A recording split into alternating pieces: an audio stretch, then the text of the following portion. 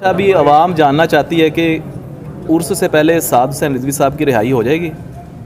जी इंशाल्लाह अज़ीज़ हाफिज़ साद साहब उर्स से पहले तशरीफ़ ले आएंगे और ये मुमकिन है कि अभी आ जाएं।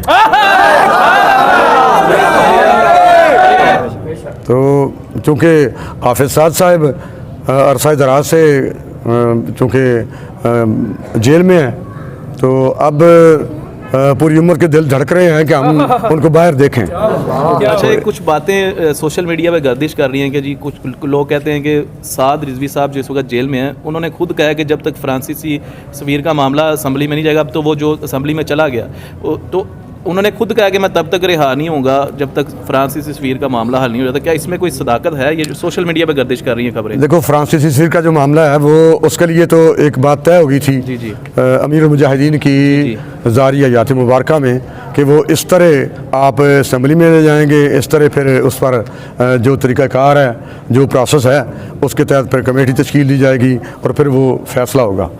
यानी ये उस मुआहदे में बात ये तय हो गई थी। और जहाँ तक हाफिज़ साहब का ताल्लुक़ है, हाफिज़ साहब ने बरमला कहा है सारे दोस्त अहबाब की मौजूदगी में कि हमारा अपनी रिहाई के साथ हमें इस बात से हमारे मिशन का कोई ताल्लुक़ नहीं। ना हम अपनी रिहाई चाहते हैं, ना हम अपनी मौत से डरते हैं। हमें चाहे तख्ता दार पे लटका दिया जाए, लेकिन हम अपने मुतालबात से पीछे नहीं हटेंगे।